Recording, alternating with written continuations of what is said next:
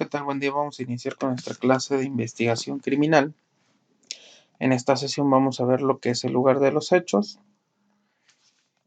que conocimiento del hecho es la información, denuncia, flagrancia, hallazgo o manifestación que llega por cualquier medio, circunstancia o conocimiento de la autoridad policial sobre la comisión de un acto delictuoso o infracción punible o supuestamente delictiva para su posterior comprobación e inicio de las primeras diligencias. El lugar de los hechos no es lo mismo que el lugar del hallazgo. El lugar de los hechos es donde ocurren las cosas, donde ocurren los hechos. Y el lugar del hallazgo es donde encontramos, por ejemplo, los indicios o los hechos. Ejemplo, yo mato a una persona en mi casa, este es el lugar de los hechos, porque aquí ocurrió el homicidio. Y voy y la tiro a, no sé, al jardín, a una plaza. El lugar del hallazgo va a ser la plaza. Entonces, hay que saber diferenciar entre el lugar de los hechos y el lugar del hallazgo. El lugar de los hechos es donde ocurren las cosas y regularmente, hablando de robos, accidentes de cuestión terrestre o accidentes viales, homicidios por arma de fuego, robos, el lugar de los hechos regularmente va a tener indicios. Entonces, pues nosotros cuando intervengamos en el lugar de los hechos vamos a encontrar regularmente indicios en su totalidad. Ahora, ¿qué es una persona? Persona figuran las víctimas, testigos, sospechosos y los informantes en general. Una persona puede ser una víctima, puede ser un testigo, puede ser un sospechoso o puede ser un informante. El manejo de informantes. Los informantes son personas que suministran información sobre aspectos o temas de interés para la investigación.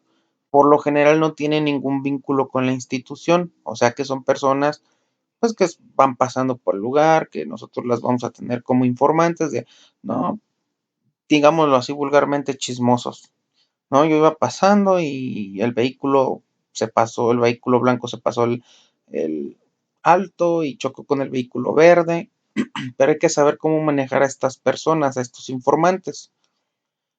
Por eso es importante la entrevista dentro de la investigación criminal. La entrevista debería efectuarse hasta donde sea posible inmediatamente después de cometido el delito o la situación que haya ocurrido. Otras de las personas que vamos a tener en el lugar son las víctimas. En este caso, víctimas que sufrieron daños, porque las víctimas que lamentablemente ya perdieron la vida, pues no nos sirven de nada. Simplemente pues para el estudio de los hechos, pero estamos hablando de víctimas que aún viven, ¿no? Que nos pueden aportar algo. En primer término, la víctima es todo ser viviente sacrificado, destinado al sacrificio. Sin embargo, desde el punto de vista utilizado habitualmente, una víctima es la persona que sufre un daño o perjuicio que es provocado por una acción u omisión, ya sea por culpa de otra persona o por fuerza mayor. Por ejemplo, una víctima puede ser aquella que sufrió una caída porque había una grieta en el suelo y fue una víctima por, por causas diferentes a la acción de una persona. Por ejemplo, las víctimas por delito pueden ser por acción o por omisión. Una víctima por acción, aquella que sufre un robo. Una víctima por omisión, aquella persona que no puede valerse por sí mismo y depende de alguien más. Y esa persona de la cual depende no la alimenta o no le da el medicamento que requiere y ésta fallece. Eso es una víctima por omisión. O por fuerza mayor, las víctimas por terremotos, inundaciones, por cuestiones naturales. Entonces, una víctima va a ser la persona que sufre un daño o un perjuicio. Ok. Siguiendo a Vicente Garrido Genovés, la última persona que ha presenciado un crimen o un delito es la propia víctima. Si la víctima sobrevive a su agresor, la información que ésta aporte a los investigadores será de gran importancia para lograr la detención y enjuiciamiento del victimario, o sea, de la persona que provocó este daño. Sin embargo, si la víctima fallece, son los hechos que quedarán narrados en la escena del crimen y en el cuerpo de la víctima los que contarán qué ha ocurrido. Les recomiendo mucho que lean a Vicente Garrido Genovés, tiene libros muy buenos, conceptos muy buenos. Hay uno que se llama Perfil Criminal, está muy interesante. Traten de leer a este autor, a Vicente Garrido Genovés, y pues ahí nos dice lo que es su opinión sobre la víctima. Ahora vamos con el delincuente. ¿Qué es el delincuente? Es el sujeto activo del ilícito penal, es quien comete el delito o crimen en un momento y en un lugar determinado.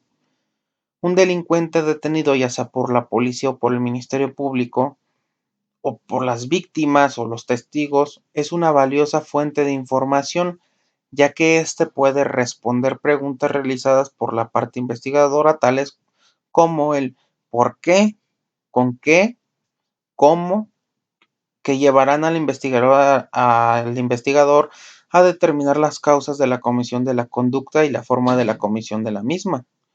Entonces, un delincuente, al ser detenido, pues va a ser un testigo muy valioso para la aportación de pruebas de el hecho que se llevó a cabo. Entonces, aquí tenemos este concepto que es testigos. ¿Qué es un testigo?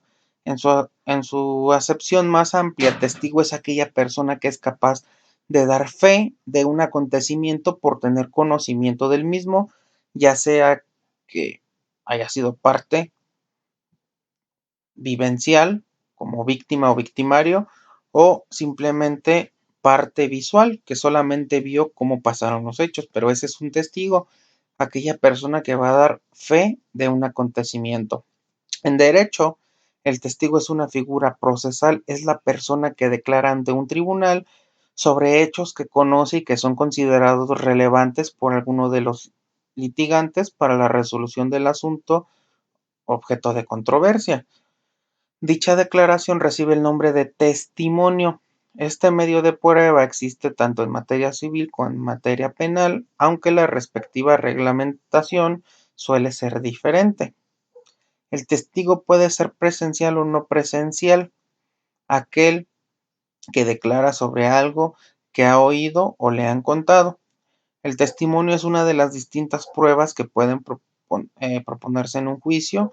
Su validez depende de la credibilidad del testigo, que a su vez depende de una serie de factores como la afinidad o enemistad que pueda tener con alguna de las partes. O sea, también aquí depende si eres amigo o enemigo de alguna de las partes, ¿no? Así es como se va a tomar tu testimonio.